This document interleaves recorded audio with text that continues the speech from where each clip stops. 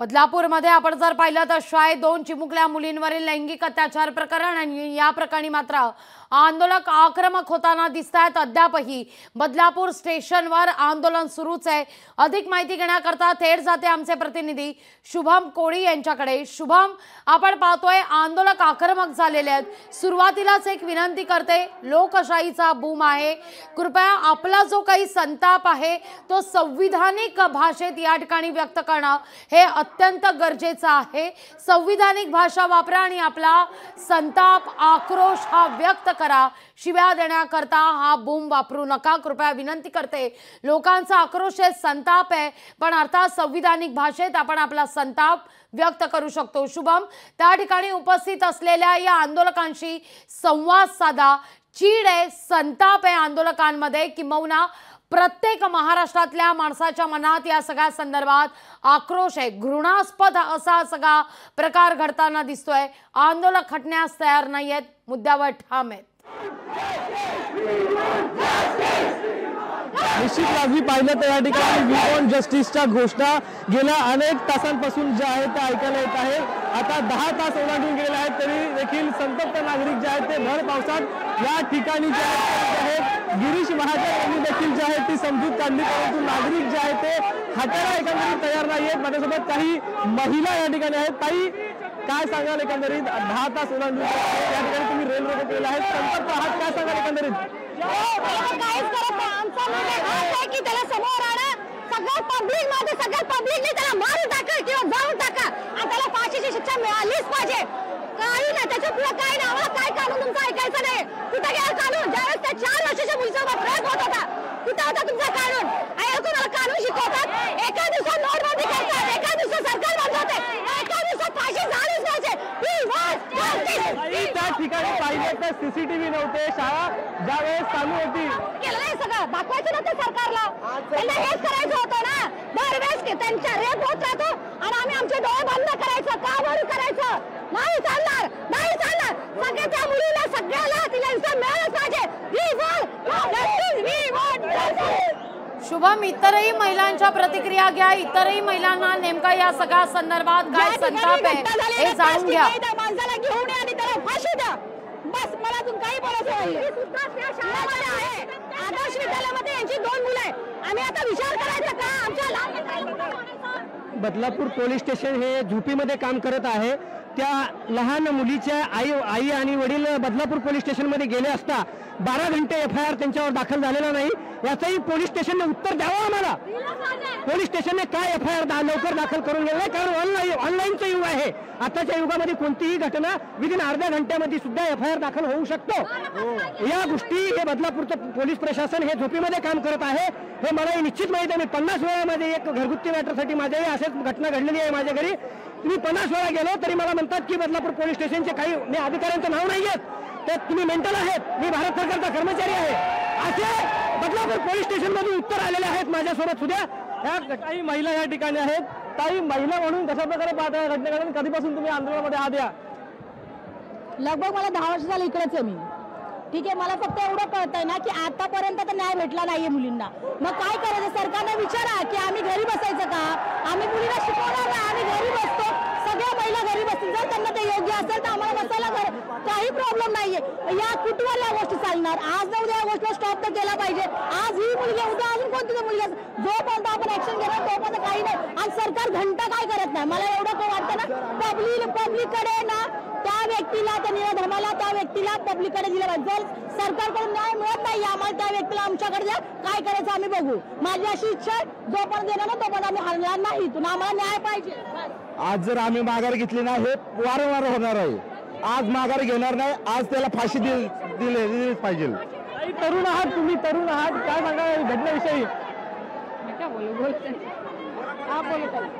काय प्रश्न विचारू? काही सरकारच्या वतीने या ठिकाणी गिरीश महाजन आले होते, बाजूला हटण्याचा इशारा त्यांनी दिलेला आहे, काय सांगाल एकंदरीत?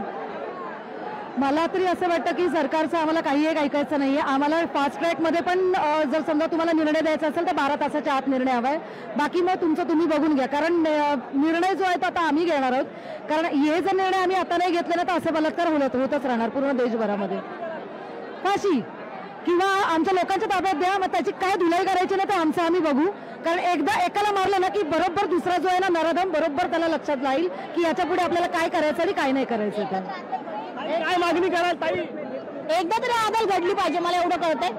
काही असो त्या व्यक्तीला शिक्षा झालीच पाहिजे. मग ती फाशी असो की आमच्याकडे द्या, पण ती व्यक्ती आम्हाला न्याय पाहिजे म्हणजे पाहिजे. आमची कळकळ इच्छा आहे की त्या व्यक्तीला एकदा तरी पब्लिकच्या समोर आणलंच पाहिजे. कारण की तोपर्यंत त्याला शिक्षा भेटत, बाकीच्या लोकांना याची कृत्य करतात ना त्यांच्या मनाला तो आळा बसणार नाही. त्यामुळे एकाला केला ना आणि कधीतरी हा कायदा हा झालाच पाहिजे.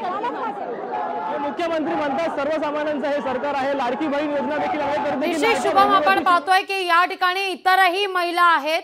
शुभम, इतरही महिलांकडून या सगळ्या संदर्भात प्रतिक्रिया घ्या. काय त्यांचा संताप आहे, तिथं मोठ्या प्रमाणावर पुरुष वर्ग देखील आहे, त्यांची देखील भूमिका जाणून घ्या. काय नेमकं त्यांचं म्हणणं आहे, संताप आहे लोकांमध्ये. आपण या सगळ्या महिलांचा जी हाक आहे, जी साथ आहे ती लोकांपर्यंत पोहोचवलेली आहे. इतरही काही महिलांशी तुम्ही संवाद साधा. दिसून येते तर नागरिक जे आहेत ते निश्चित लागली पाहिजे. तर अनेक नागरिक जे आहेत त्या ठिकाणी जमलेले आहेत, अनेक महिला देखील आपल्याला या ठिकाणी दिसून येत असतील.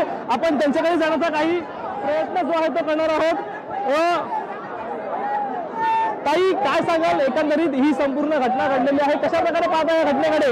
घटना एकंदरीत संपूर्ण घडलेली आहे, काय सांगाल एकंदरीत त्याविषयी? आमचं फक्त हे म्हणणं आहे, तुमचा जर एक दिवसात मुख्यमंत्री बदलत असेल, तुमचा कायदा काय नाही बदलत, आमच्या पोरीला काय नाही भेटत, का तुम्हाला एवढा वेळ लागतो? आम्हाला उत्तर पाहिजेत. आम्हाला तो आरोपी इथे पाहिजे म्हणजे पाहिजे. आम्ही इथून हलणार नाही. आमचं काम आहे शांततेत आंदोलन करायचं. लाठीचार्ज कोणी करू शकत नाही. आम्ही इथेच थांबणार. फाशी जोर होत नाही तर आम्ही इथेच थांबणार. हेच आमचं म्हणणं आहे.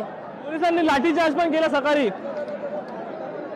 केला म्हणजे त्यांना आता मी बोलू नाही शकत, जाऊ दे. केलं, पण आता आम्ही शांततेत आंदोलन करतोय. हा चुका आमच्याकडून पण झाल्या, आमचाही तळ सुटला, आम्ही मान्य करतो. पण आता आम्ही शांततेत आंदोलन करतोय. आम्हाला न्याय भेटला पाहिजे. आमच्या बदलापूरच्या पोरीला, सगळ्या पोरींना न्याय भेटला पाहिजे. हीच लागली पाहिलं तर या ठिकाणी जे आहे ते एक प्रतिकात्मक फाशीचा देखील या ठिकाणी आणलेली आहे. मित्र, काय सांगशील? हातामध्ये सगळं फाशीचा तू फाशी घेऊन आलेला आहेस. मित्र, काय सांगशील? निश्चित लागली पाहिलं तर या ठिकाणी फाशी जी आहे ती प्रतिकात्मकरित्या काही तरुण मंडळी जे आहेत ते घेऊन आलेले आहे. आपण पाहतोय या ठिकाणी मात्र महिला वर्ग आक्रमक झालेले आहेत, अनेक आंदोलक एकवटलेले आहेत आणि संताप व्यक्त केला जातोय. धन्यवाद शुभम, तुम्ही दिलेल्या एकूणच या सविस्तर माहिती करता. या सगळ्या संदर्भात राज्याचे मुख्यमंत्री एकनाथ शिंदे यांनी काय आवाहन केलंय, काय वक्तव्य केलंय, पाहूया. झालेली घटना अतिशय दुर्दैवी आहे. मी पोलीस आयुक्तांशी बोललोय की संबंधित गुन्हेगाराला अरेस्ट झालेली आहे, पण त्याच्यावर जे काही गुन्हे दाखल करायचे आहेत, कलम लावायचे, ते अतिशय कडक कलम लावण्याच्या सूचना मी दिलेल्या आहेत. अटेम्प्ट टू रेप असेल, पॉक्सोच्या संदर्भातली जी काही कलमं असतील, जेणेकरून कुठल्याही परिस्थितीमध्ये त्याला मिळणार नाही आणि फास्ट ट्रॅकवरही केस घेण्याच्या सूचना दिल्यात. यासाठी विशेष वकील, सरकारी वकील देण्याच्या मी सूचना दिलेल्या आहेत, जेणेकरून या केसचा निपटारा तात्काळ लागेल. एक मेसेज समाजामध्ये जाईल की अशा प्रकारचं कृत्य केल्यानंतर कडक कठोर शिक्षा होते. आणि त्याचबरोबर ज्या संस्था चालक आहेत, ती संस्था चालकांची जबाबदारी देखील आहे की या मुलींना हँडल करणारे जे कर्मचारी आहेत त्यांची पूर्ण बॅकग्राऊंड, त्यांचं ट्रॅक रेकॉर्ड सगळं तपासून त्यांना कामावर ठेवलं पाहिजे. जे कोणी असतील या संदर्भामधले सर्व जे आहेत त्यांना कुणालाही पाठीशी घालता कामा नये, अशा प्रकारच्या कडक सूचना दिल्यात. संबंधित मी शिक्षण मंत्री केसरकर यांच्याशी बोललो, त्यांनाही मी सांगितलेलं की अशा प्रकारची नियमावली झाली पाहिजे की पुन्हा दुसऱ्या संस्थेमध्ये अशा प्रकारच्या विनयभंग किंवा लैंगिक अत्याचाराच्या घटना होता कामा नये.